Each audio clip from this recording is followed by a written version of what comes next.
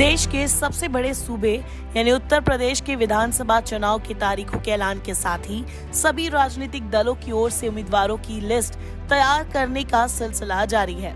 हमेशा की तरह सभी पार्टियां जातिगत समीकरण पर पूरा फोकस बनाए हुए हैं।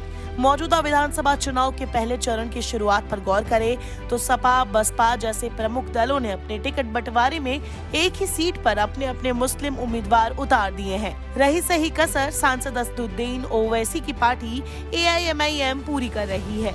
पिछले दिनों में इन दलों के प्रत्याशियों की जो सूची सामने आई उसे देखकर तो यही लगता है कि इस चुनाव में भी मुस्लिम वोट का बिखराव तय हो चुका है।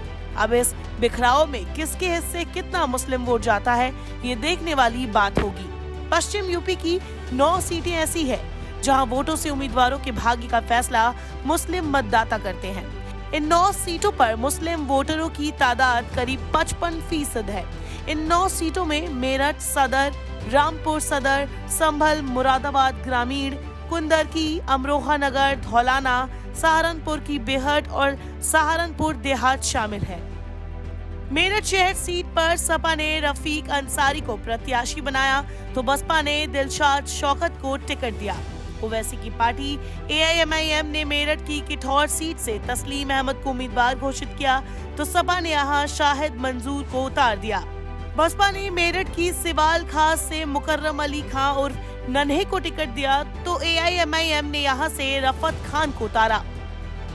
वही बाकी सीटों की बात करें तो बसपा ने गाजियाबाद की लोनी से हाजी आकिल चौधरी को प्रत्याशी बनाया तो AIMIM ने डॉक्टर मेहताब को टिकट दिया है। हापुड़ की गढ़मुक्तेश्वर सीट पर बसपा ने मोहम्मद आरिफ को उतारा तो AIMIM ने फुरकान चौधरी को। बसपा ने अलीगढ़ की कोल विधानसभा सीट से मोहम्मद बिलाल को प्रत्याशी बनाया तो सपा ने सलमान सईद को। सपा ने अलीगढ़ सीट से जफर आलम को टिकट दिया तो बसपा ने रजिया खान को। हापुड़ की धौलाना सीट से AIMIM ने हाजी आरिफ को टिकट दिया तो सपा ने असलम चौधरी को।